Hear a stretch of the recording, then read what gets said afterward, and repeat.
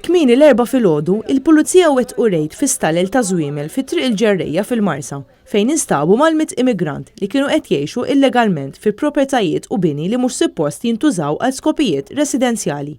Stalel li kienu qed iservu bħala 19 il-akkomodazzjoni żgħira għal dawn l-immigranti. Nies fil-post li tkellmu ma' Net News għalulna li l-pulizija kellhom iqaċtu l-katnazzi biex jidħlu fl-istalel li wħud minnhom kienu mbarrati bil-ħadid.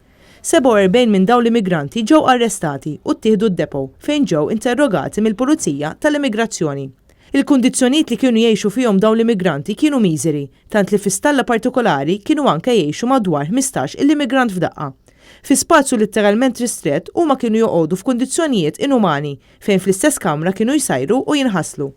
B'kollox instabu 200 sodda f'dawn l-istalel. Din il-ħidma tal-awtoritajiet kienet ordinata mill-uffiċjali tal-awtorità tal-ippjanar li kienu assistiti mill-Pulizija tal-Special Intervention Unit, l-RIU, l-ALE, dawk tal-immigrazzjoni u uffiċjali tal-awtorità tas-saħħa. F'notifika maħruġa mill-awtorità tal-ippjanar iktar kmieni din ix-xahar, l-awtorità kienet sqarret li kien hemm żvilupp li ma kienx skont il-permess fejn l-użu tas-sit inbidel minn garaxijiet imħażen u stalel għal użu residenzjali. L-awtorità baqgħet teżiġi li dan l-aġir jitwaqqaf minnu fih u jittieħdu l-passi neċessarji. Sa dan it-tant, sit ta' 2 minn dawn l-istalel esprima r-rabja tiegħu għal mod kif il-pulizija skontu qabdu daħlu u kisru il-bibien. Dan minkejja li kien hemm notifika aktar kmieni dan ix-xahar u dan l-istess sit kien avżat b'dak li kien se jiġri. U ammetta li kien qed jikri dawn l-istalel lill-immigranti b'mod illegali b'rata ta' €100 fix-xahar lil kull immigrant.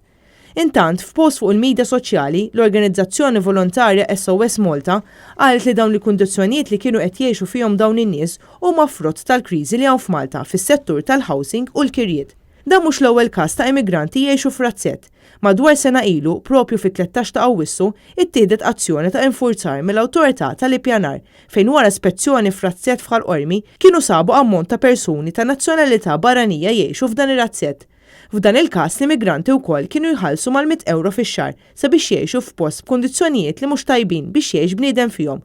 B'kollox dakinhar kienu stabu mal-120 immigrant.